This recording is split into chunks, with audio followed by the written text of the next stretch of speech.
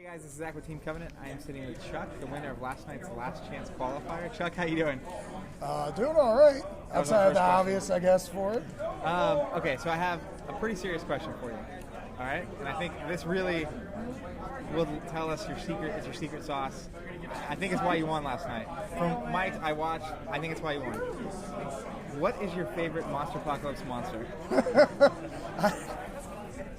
I have to go with that since I like to knock buildings and terrain all over when it's on a nice fucking board with terrain that comes up to my fat gut. So your Terracon. Terracon's your pick?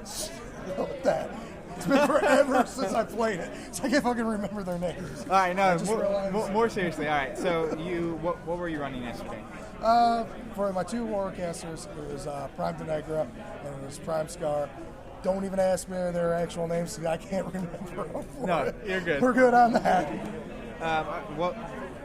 Going into the tournament, you build your list. What made you pick those two casters in particular? Be honest, I actually wanted to play in the scrambles. I didn't even really want to play in the Invitational because I was kind of like, I like the idea of the scrambles. They said it was something new that they had this year. Went to go sign up, found out they filled up the night before, and then when I found out my options were Invitational or two caster, I'm like, two caster, I'm going to have a headache after this tournament. So we're just going to do the Invitational and see how long I last. So you signed up for the Invitational. The Prime Scar list was actually a list I ran at 2010 Gen Con. Okay. And it was for hardcore. So I haven't even really ran that list for about 2 years, 3 Gen Con conventions. Okay. And I haven't actually ran my Cryx at a convention since Gen Con. Oh, wow. Because I just cycled through all my factions I own, and Mercs were the one I've done twice now. Retribution I've done twice. So Cryx was now time to get twice. Wow. And then the Denny list was a 25-point Highlander list I built. And then I was like, I gotta add 25 more points to this.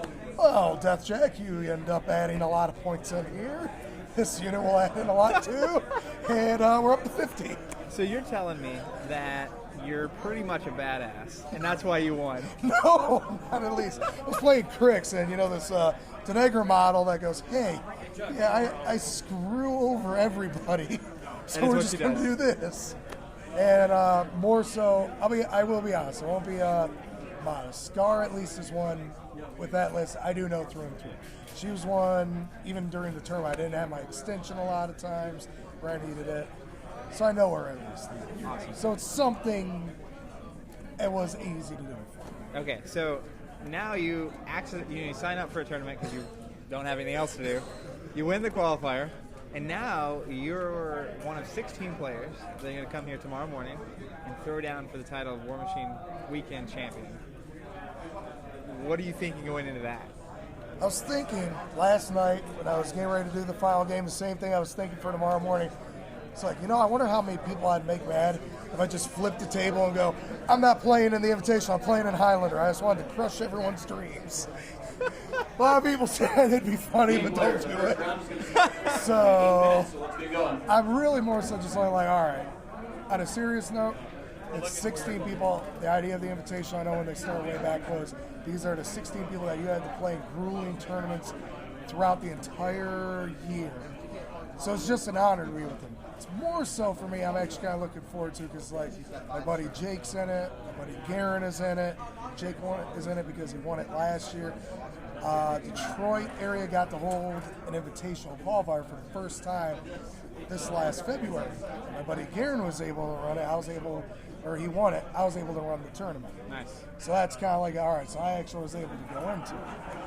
I guess more so I'm kind of thinking, because a couple people have brought up the idea of well, last year I joke and say I accidentally qualified because I took third at Gen Con and the top 2 guys had already qualified. Yes. So I'm like, I'll backdoor my way in. Awesome. Where this year, people were saying to me, well, you should have won it because I played in the Daikon Invitation.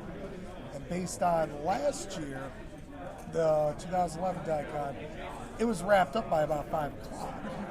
Well, they had about an hour break for lunch. They ended up going an hour and a half late, and there was 60 plus people in it.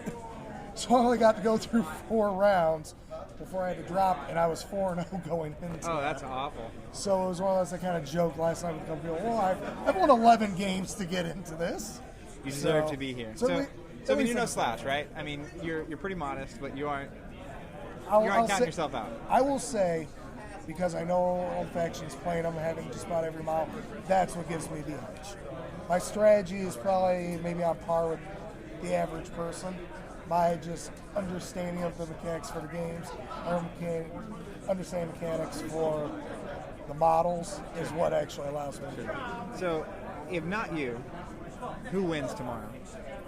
And why? I'm going to have to say, I have to go with either, even though he's probably going to hate me, I have to say Jake, and I know Garen's going to hate me for that. But I do have to say Jake. Garen's one of those who doesn't even get to play. Pretty much he plays a couple games between each con, and he just goes to the cons and plays them. And based on that, he just has a very good sound strategy. Allows him to make it as far as he does.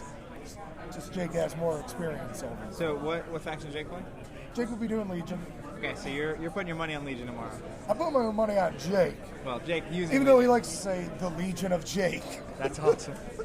Well, that's awesome. And are you still going to be running Cryx tomorrow? I will be running Cryx for tomorrow. Because we fly all over, I don't have enough room to pack up everything. I was playing in the theme tournament, even though originally I had planned P-Scar or Prime Scar again. It's like, man, I played her all day yesterday. Nope, we're going to pick a different person now, so I always pack up enough to do somebody different through each one. But not necessarily for the top 16. Yeah. So the top 16 tomorrow, it will probably be her, because I know people are planning on it, so I can't disappoint them. There you go. And I think tomorrow I'll also be Venathrax just because, well, I lost with them in the theme one, so I now have to do something with them.